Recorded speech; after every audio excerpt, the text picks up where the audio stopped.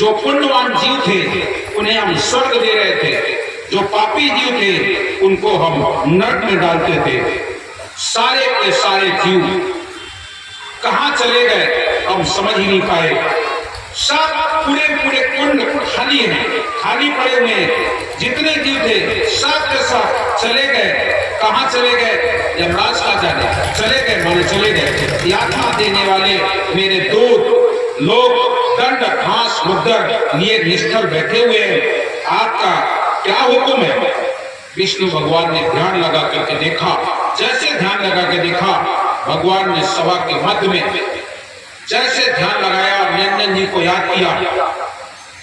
निरंजन जी ने ध्यान में दर्शन दिए, बोले सदगुरु कबीर से कोई बस नहीं चलती, उनसे कोई बस नहीं चलेगा। जो ले गए सो ले गए, अब अपना राज संभालो, अपना राज संभालो। वो जो ले गए सो ले गए। आप लोग संध्या पाठ करते हो, उसमें लिखा है जमन जाए पुकारिया। जब लोग जाके पुकार करें, जमन जाए पुकारिया धर्म राय दरबार, और हंस मवासी हो रहे लगे नमास हमार, और हमारी शंका ना करें और तुम्हारी उधरे ना धीर। हमार तो शंका नहीं करें और तुम्हारी धीर नहीं करें। हमने बहुत धमकाया, बहुत डराया तुम्हारे नाम से, लेकिन तुम्हारी भी धीर नहीं धरी। हमारी शंका ना करे और तुम्हारी उधरे ना धीर, और सदगुरु के बल गाज ही कहां कबीर। कबीर कबीर कबीर कहते चले गए। तब भगवान कह रहे कबीर कहे तो जान दे। रंजन जी ने कहा कबीर कहे तो जान दे। कबीर कहे तो जान दे, मेरी डसी न जाए। जिसको मैंने डस लिया है, जिसको मैंने पकड़ लिया है, वो नहीं जाएगा। कबीर कहे तो जान दे, मेरी डसी न जाए, और खेवटिया के नाव पर चढ़े घनेरे आए। भव सागर में मेरी नाव पड़ी है, तमाम लोग आके बैठेंगे, चिंता मत करो। खेवटिया के नाव पर चढ़े घनेरे आए। तब क्या कह रहे हैं? कोई नहीं बैठेगा तुम्हारे नाव में। क्यों? बाजा बाजे रहित का, उस रहित पुरुष का बाजा बज गया। बाजा बाजे रहित का पड़ा नगर में शोर, चारों तरफ शोर मचा हुआ है। बाजा बाजे रहित का पड़ा नगर में शोर, और सदगुरु खसम कबीर है मोय नजर ना आवे, और सदगुरु खसम कबीर है, मुझे और कोई नजर नहीं आता है। बाजा बाजे रहित का पड़ा नगर में शोर, सदगुरु खसम कबीर है मोय नजर न आवे, और सत्य का शब्द सुन भाई। फकीरी अदल बादशाही, साधु बन में की दीदार, सहजे उतरे सायर पार। सत्य सब भवसागर से पार हो जाएंगे वो जो साहब का नाम अपने जीवन में बैठाएंगे। इसलिए कबीर कहे तो जान दे। गड़बड़ मत करना, ऐसा ना हो कि तुमने पकड़ने लगो। अगर तुमने पकड़ने लगी हो तो कोई वैसा ना होए कि तुम हो। इसलिए कबीर कहे तो जान दे, जाने दीजिए। जैसे कहा कबीर कहे तो जान दे, मेरी डसी न जाए, खेवटिया के नाव पर चढ़े घनेरे आए। तब भगवान विष्णु ने जैसे इतना ध्यान खोला और बताया, कहने लगे जीवों को जाने दो, सुनो मेरी बात। अब अपना अपना राज संभालो, अपना अपना राज संभालो। विष्णु जी ने ध्यान खोल करके सभा के मध्य में सुनाया, सदगुरु कबीर बंदी छोड़ से कोई बस नहीं चलता। अपने अपने लोक को जाओ, अपना अपना काम करो। ब्रह्मा सिरजय, विष्णु जी हम पालन करें, शिव श्रृंगार करें। जीव लोग यम लोग जीवों को यातना देवें, लक्ष्मी प्रकाश करे, कुबेर संग्रह करे, अष्ट सिद्धि नौ निधि काम कामना। यम लोग तुम जाओ भूत भवानी बन करके और संसार के जीवों को भरमाओ। तुम्हारे पास में जो पड़े उनको नरक में डालो, अपनी अपनी पुरी को जाओ। सब लोग अपना अपना काम शुरू करो। जैसे कहा अपना अपना काम शुरू करो। तब 14 यमों ने गोष्ठी किया और गोष्ठी करके तिमिर नैन नामक दूत था, वो कहने लगा अगर मैं हुक्म पाए तो कबीर का रूप बनाऊं, आपका हुक्म पाऊं तो कबीर का रूप बनाऊं और जीवों को भरमाऊं, जीवों को भरमाऊं। वैवस्वत नामक यम ने कहा तुम्हारा क्या पुरुषार्थ होगा जो तुम कबीर का रूप धरोगे। तब वो बोला जाओ मैं आदेश देता हूं लेकिन संभाल के काम करना, संभाल के काम करना।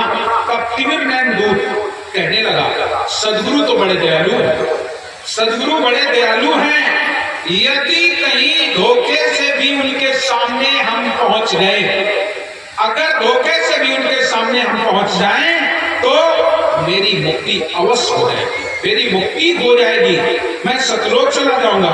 ऐसा कह करके सभी जमों ने गोष्ठी किया और मृत्यु लोक में गोकर्ण महादेव, एक जगह है आपके यहाँ गोकर्ण महादेव, वहां पर एक दानव मरा पड़ा हुआ था। उस दानव के शरीर में जा करके वो यम प्रवेश कर गया, चैतन्य होकर के खड़ा हो गया, बढ़िया सात कबीर जैसा रूप बनाया और सात कबीर जैसा रूप बना करके चल देता है, हाथ में सुनकनी लिए हुए संसार में कहता है भजन करो, परवाना लो, जो मर्जी आए खाओ पियो, मांस मछली देवी देवा खूब पूजो, बलि चढ़ाओ, भूत भूमिया भवानी की पूजा करो, मैं सत्य कबीर का चेला हूं, मैं सत्य कबीर का चेला हूं, दानव कबीर से फन चलाऊंगा। ऐसे कहते हुए हंस का रूप बना करके चल, और जिस समय चला अब रूप बदल करके जीवों को भरमाने लगा।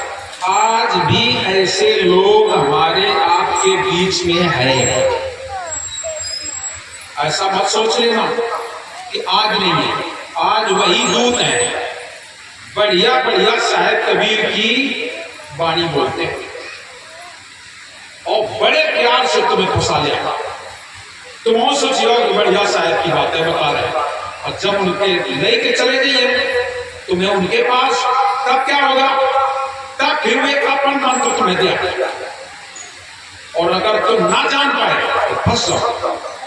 हमारे साथ एक घटना हुई, हमारे गांव में एक सज्जन आ गए, देश तो संत का था, अब हम लोग जान नहीं पाए, उस समय हमारी उम्र रही होगी 15-16 साल। सत्संग हुआ, सब लोगों को बुलाया गया होम, और हमें सत्संग, मैंने बताया बचपन से मुझे सत्संग पसंद, बिल्कुल आगे बैठ करके हम सत्संग हमेशा सुनते रहे, हमेशा, हमको वो पीछे नहीं, हमें पीछे बैठना पसंद नहीं हुआ, जब बैठे आगे आगे बैठते थे वही सुनते थे। गुरु जी का कार्यक्रम जब होता है तब भी आगे बैठते थे, बल्कि गुरु जी के उन तोड़ के कथा सजाव करता, ये नीबी के टुस्सा ले आके उन्हें घुसे के फिर आलू में खोस के ठाड़ तोड़ करते, उसमें तो सजावट का सामान नहीं होता था। ये हमारा स्वभाव था, हम अपनी स्वभाव की बात बता रहे हैं। अगर बत्ती जलती थी, उनकी गाड़ी निकली होती तो वही में खोस के और खोस धर सजाया करते थे, बस वही बैठ पाते, कथा सुनते, बिल्कुल पूरी कथा होती थी, तभी हम उठते और हम और साथ में हमारे यहाँ से सभी लोग सत्संग सुनने गए, और जब सत्संग गए तो बढ़िया सत्संग में सुनाए, और हमारे यहाँ भी परिवार के सभी लोग सत्संग करते हैं तो सत्संग वो लोग सुनाए, उनका लाभ फंसा नहीं लेना पड़े जान में, बढ़िया बढ़िया बातें सुनाएंगे और बढ़िया बढ़िया बातें सुनाएंगे, सबका निकला तो हमारे फिर बसवाए बाप, चलो साहब कल हमारे फिर भोजन हो ही जाएगा।